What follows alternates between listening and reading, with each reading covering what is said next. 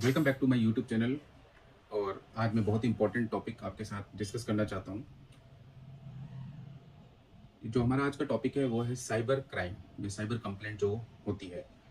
Cyber crime देश में बढ़ता जा रहा है, जिसकी वजह से काफ़ी जो इनोसेंट लोग हैं उनके साथ फ्रॉड हो भी रहा है, और कई इनोसेंट लोग हैं जिनके ऊपर कंप्लेंट होती है और लास्ट में निकलता है कि ऐसा कोई फ्रॉडलेंट ट्रांजैक्शन नहीं थी और उनका अकाउंट अननेसेसरी में फ्रीज या फिर ब्लॉक कर दिया जाता है, या पर्टिकुलर अमाउंट जो है होल्ड कर ली जाती है। तो ऐसे ही मेरे क्लाइंट थे, उनके साथ भी सेम यही हुआ है। मैं डिटेल में आपके साथ डिस्कस करूंगा इसके लिए। तो शुरू करते हैं दोस्तों। तो गाइज, मेरे क्लाइंट के साथ होता क्या है, उनकी एक जियो की सिम है। वो कहीं मार्केटिंग के लिए जाते हैं और उनकी सिम अचानक ही उनकी सिम के सिग्नल चले जाते हैं। पहले तो उन्हें लगता है कि सिम किसी वजह से डिसेबल हो गई होगी, उन्होंने रीस्टार्ट करा मोबाइल, बट वो हुआ नहीं। फिर उन्होंने अपने सर्विस प्रोवाइडर जो कि जियो के थे उनसे बात करी। जियो ने बताया कि ऐसे ऐसे हमारे पास साइबर पुलिस से कंप्लेंट आई है, उसकी बेसिस पे हमने आपकी सिम को ब्लॉक कर दिया है। ठीक। अब इससे पहले क्या था, उनके पास कुछ मैसेजेस आए थे कि भाई आपका ऐसे ऐसे करके उनके एसबीआई बैंक में कुछ अमाउंट होल्ड कर लिया गया है। अब सबसे पहले वो उनको करना क्या था, वो गए साइबर सेल, उन्होंने मुझसे डिस्कस करा। तो सबसे पहले वो गए अपने एसबीआई बैंक के होम ब्रांच में। होम ब्रांच में उनको मैंने कहा था कि आप स्पेसिफिकली आप जाकर के अपने मैनेजर से बात करिएगा, क्योंकि कई बार जो निचले अधिकारी हैं वो प्रॉपर जानकारी नहीं देते हैं। तो वो बैंक के जो मैनेजर थे उनके पास गए, उनसे उन्होंने पूछा, उन्होंने कहा कि ठीक है हम आपको डिटेल प्रोवाइड करते हैं। उन्होंने क्या करा, एक स्क्रीनशॉट उनको प्रोवाइड कर दिया जिसमें अमाउंट का, ट्रांजैक्शन का डिटेल्स थी। ये नहीं था कि किस एक्नॉलेजमेंट पे, किस कंप्लेंट पे उन्होंने इसको अमाउंट को, पर्टिकुलर अमाउंट को होल्ड किया है। अब इसके बाद जब वो मेरे पास आते हैं, मैं उनसे कहता हूँ कि ये तो इम्प्रॉपर डिटेल्स है। आप एक काम करिए, अगर बैंक आपको प्रोवाइड नहीं कर रहा है, you can simply send them an mail. आप एक मेल करिए उनको। मेल में उनसे जानकारी मांगिए कि ऐसे ऐसे मेरे अकाउंट में कुछ अमाउंट होल्ड हुआ है, मुझे एक्नॉलेजमेंट नंबर और उस पर्टिकुलर साइबर सेल की डिटेल्स प्रोवाइड कीजिए।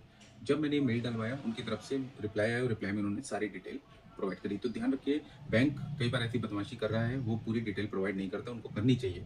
आप जब तक कंप्लीट डिटेल फर्निश नहीं करेंगे, आपके जो अकाउंट जिन्होंने खोला हुआ है, जो आपसे सर्विस ले रहा है, आप उनको ही प्रोवाइड नहीं करेंगे, तो कैसे इस चीज़ को सोल्यूशन निकालेंगे।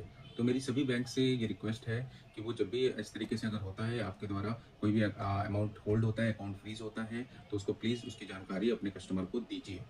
अदरवाइज उनको बहुत ही ज़्यादा टेंशन का सामना करना पड़ता है। अब बात कर लेते हैं अगले स्टेप की। अब ये तो पता लग गया कि ये किस साइबर सेल से, किस पुलिस स्टेशन से ये आपका मेल आया था कि इनका अमाउंट होल्ड कर लिया जाए। अब ये जो अमाउंट होल्ड हुआ, ये तो चलिए ठीक है, साथ ही साथ उनकी सिम भी बंद कर दी गई। सिम बंद करने का जो तरीका है साइबर सेल का, पर्टिकुलरली साइबर जो हमारी एनसीआरपी बनी है, इनके अधिकारियों से मैं रिक्वेस्ट करना चाहूँगा, इसे आप सही करिए।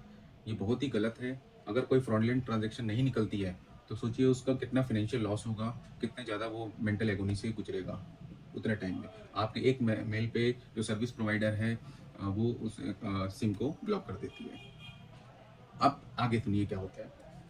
अब वो उस particular cyber cell police station में जाकर विजिट करते हैं, उनको सारी जानकारी देते हैं। वहाँ से पता लगता है जी, जिसने कंप्लेंट की है उसने जो ट्रांजैक्शन अमाउंट था, 1000 रुपये की ट्रांजैक्शन थी, वो उसने गलती से उनके अकाउंट में कर दी थी। अब इनको भी पता नहीं लगा, इन्होंने फिर वो अकाउंट रिफंड कर दिया। रिफंड करने के बाद उन्होंने एक मेल डाल दिया कि ऐसे ऐसे बैंक में मेल डाला। और हाँ, इस चीज़ का ध्यान रखिए, जब आप ऐसी चीज़ें होती हैं वहाँ पे साइबर सेल में, जब आपका मैटर सॉल्व आउट होता है, तो आपको उनको पर्टिकुलरली बोलना है कि बैंक में आप मेल डालिए कि ऐसे ऐसे मेरे अकाउंट का इतना अमाउंट होल्ड से हटा दीजिए। वो डालते नहीं है मेल। आप अपने सामने डलवाइए, उनसे बोलिए सर अभी आप डालिए, मुझे सीसी में रखिए। जब वो आपको मेल डाल दें, आप जाइए अपनी बैंक ब्रांच में, होम ब्रांच में, वहाँ जाके उनको अप्राइज करिए, वो आपका होल्ड हटा देंगे। अब आ जाती है सिम की बात। सिम के लिए भी उस पर्टिकुलर साइबर सेल वाले क्या करेंगे, वो एनसीआरपी में मेल डालेंगे। वो एनसीआरपी सर्विस प्रोवाइडर को मेल डालेगा और क्लियरेंस देगा। लेकिन आजकल प्रैक्टिस क्या हो रही है, इतना बेकार सिस्टम बना रखा है एनसीआरपी ने। जब पर्टिकुलर जिस थाने में ये कंप्लेंट होती है, उस थाने से एनसीआरपी में मेल जाता है, एनसीआरपी सर्विस प्रोवाइडर को मेल डालती है। सर्विस प्रोवाइडर भी इतना ज़्यादा मॉल प्रैक्टिस कर रहा है, वो कह देता है जी हमारे पास मेल आया ही नहीं, हमें क्लियरेंस लेटर दीजिए, हम आपकी हेल्प नहीं कर सकते। इस सूरत में आपको क्या करना है, थोड़ा प्रेशर डलवाइए अपने जो भी साइबर सेल है। अगर वो हेल्प नहीं कर रहा है, लीगल नोटिस भेजिए सर्विस प्रोवाइडर को कि आप हमें, आपकी तरफ से डेफिशिएंसी इन सर्विस हो रही है, यहाँ से मेल चला गया है, उसके बाद भी आप मेरा सिम अनब्लॉक नहीं कर रहे हैं, जिसकी वजह से मुझे फाइनेंशियल लॉस, मेंटल एगोनी का सामना करना पड़ रहा है, और उनके ऊपर अच्छा खासा आप कंपनसेशन ले सकते हैं। एक आरटीआई लगाई एनसीआरपी में कि क्या आपने मेरे इस मेल पे जो साइबर सेल की तरफ से रिकनेक्शन मेल आया उस पर आपने क्या एक्शन लिया, क्या आपने कोई क्लियरेंस लेटर इशू करा सर्विस प्रोवाइडर को, अगर वो नहीं करते तो आप उनके अगेंस्ट भी एक्शन ले सकते हैं।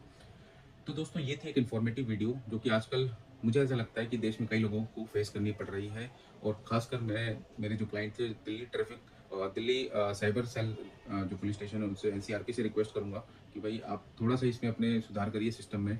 सिम ब्लॉक करने के बाद अनब्लॉक की प्रक्रिया भी ईजी होनी चाहिए, आपने बहुत ज़्यादा कॉम्प्लिकेटेड कर रखी है जिसकी वजह से एक आम आदमी परेशान हो रहा है।